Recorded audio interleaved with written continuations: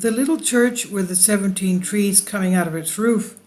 What the scientists and engineers say. This is the church of St. Theodora Vasta of the Peloponnese in Greece, and I've been there quite a few times. My father went with me.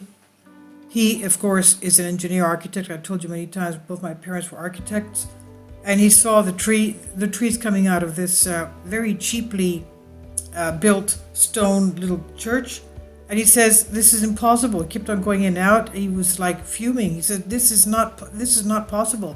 The trees, first of all, there was no root system inside the church. The trees, the roof of the church was just slate stone, one slate stone thickness of about as thick as our forefinger. Okay, that was the thickness of the slate stones, and of course the stones on the side were, I would say, about a foot thick, a foot and a half thick, and the trees were growing mostly off the roof, but there were some growing on the sides, and the weight of these trees alone would not be able to stand on the roof. And there was no root system inside the stones or the of the church as well. Now, this has to do with the miracle of Saint Theodora Vasta.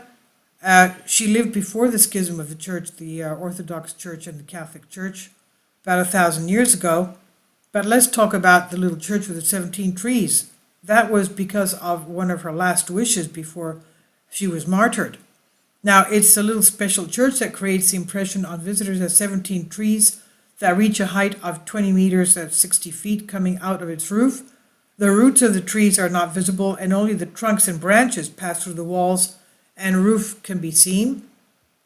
The church of St. Theodora is located near the village of Vasta, about 30 kilometers from Megalopolis. It is surrounded by a dense forest with oak trees and running water, and is located near the Haradros River.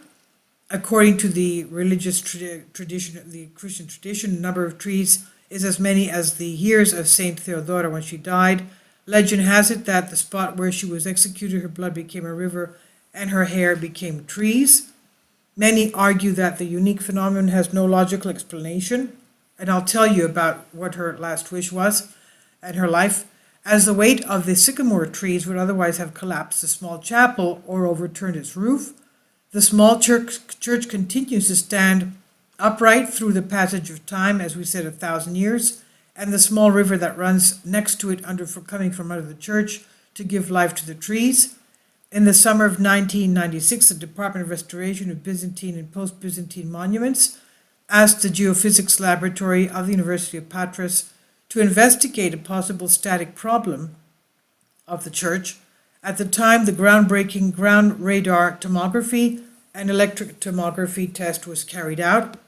The results showed that the root system of the trees has penetrated the stone construction of the walls, creating gaps, and through them it reaches the ground, actually creating a grid that keeps the building upright. Restoration work followed 1998-99, in which the masonry was cleaned and grouted without cementing so that the roots of the trees would not dry out. The church is Byzantine, and it was erected in the 12th century AD in honor of Saint Theodora, who was executed in the area, martyred in the area. It's only 4 meters wide, 5 meters long, and celebrates every year on the 11th of September, which is her feast day. Now, the life of Saint Theodora, 2 stories told about her life and her end. According to the first version, she was the daughter of Emperor Constantine VIII of Macedonian dynasty and reigned as a man for 1 year until Michael VI, the military, succeeded her, and he claimed that Theodora fell ill and died. That's not so. Now, the second version. Theodora came from a family in Vasta in the Peloponnese and was the eldest child of a very poor family. At the time, a man from each family had to join the army, but her father was sick and the family too poor to hire a mercenary to take the place of a man of the family. So for this reason, Theodora decided to impersonate a man and participate on behalf of her family in the village's military corps. Theodora was in no way behind the other soldiers. She was brave and knew how to fight. And then a girl, believing it to be a man, fell in love with her. Theodora tried to push her away, and the young lady decided to take revenge on her. She had slept with another soldier, became pregnant, claiming to the army commander that the child she was carrying was of Theodora, that is. Theodora called herself Theodore when she was pretending to be a man in the army. Theodora refused to marry this girl and was sentenced to death for dishonoring the girl's honor. Until the last moment, she refused to reveal her great secret.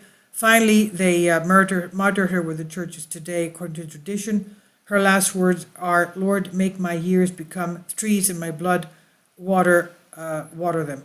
Now, that's not so. There's another tradition, the third one, that she became after the army stint, she became a monk. She asked the Lord Jesus Christ to make her look more androgynous, let's put it that way, more manly. And she dressed as a man, cutting her hair, and of course wearing man's clothes. And she went to the abbot of the monastery and asked, "May I please become a monk in your order?" And he said, "Yes, okay." And he took the name Theodore from Theodore. And the abbot asked him to be going out and getting alms and also getting supplies for the monastery, because it was, most monasteries are communes. Whatever income you have, you use for the supplies needed for the monastery and the monks, food, etc., wood to burn for heating. And so Theodore would go out and buy the supplies needed. Well, this one girl supposedly saw Theodore, who helped her when she almost fell off some place where she was walking. Theodore saved her, and that's how the girl supposedly fell in love with Theodore, quote unquote, Theodora, and decided to have this ruse and somehow force Theodore to marry her, and claiming that she was pregnant with Theodore's child. After the girl to thank Theodore for saving her, asked him to sleep in their house one night, because it was late at night and Theodore couldn't go out anymore. He would start again the next day for the alms and everything and buying supplies. And that was the night supposedly this girl told everyone that Theodore made advances to her and left her pregnant. Well, Theodore, in order to go to a men's monastery, made a promise to Jesus Christ not to reveal the fact that she was a woman. So this was a promise she gave Christ. And even though she was tried and convicted for being the supposed the fathering of the child of this young girl who became pregnant, Theodora never told anyone that she was actually a woman, because she didn't want to break her promise to Christ. So while she was going towards her place of execution, where the church is built, she kept on saying, "How could Theodora be Theodore? How could Theodora be Theodore?" And the people were wondering, who were accompanying her, why she was saying that. And when she was martyred and buried, they found out that, obviously from her clothes, when they undressed her, they found that she was not a man, but she was a woman.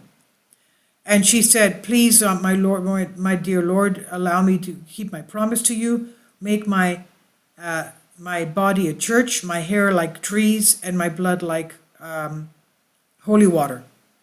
Okay, so there is a little area there from the church that spring from underneath the Holy of Holies of the church, that holy water comes out. So that is a story of Saint Theodora Vasta. Now, when they took the tomography tests of the church back in 1996, one of the people there at the church, last time that I went, a young man who takes care of the church, told me that they found, the laser image of underneath the earth, they found that there is a body underneath the church. And that's most probably where Saint Theodora is buried. So it must be her body, her relics, her holy relics are under the church. And the church was built above her tomb. So that's a story of the miracle of the 17 trees on the church. And we have a lot of miracles. This is one of the miracles of St. Theodora most Christian Orthodox people know about. This I've translated for you from a Greek article, also my knowledge of what I read of her life. And I've been there, and it was a blessing because we went to pilgrimages, I think 3 or 4 times I've gone there. And I hope I have the chance to go again. It's very far away from Athens. It's down various mountain roads, and it's very difficult to come up and get onto the main highway. But it's a blessing. Please leave your comments. Thank you for your support. God bless you. Kindly support my Patreon account. The daily posts are 5 videos daily, and they are totally different from what I have on my YouTube channel. Thank you so much for your support, and that you find all my content so interesting. You'll find the Patreon account details in the description box below.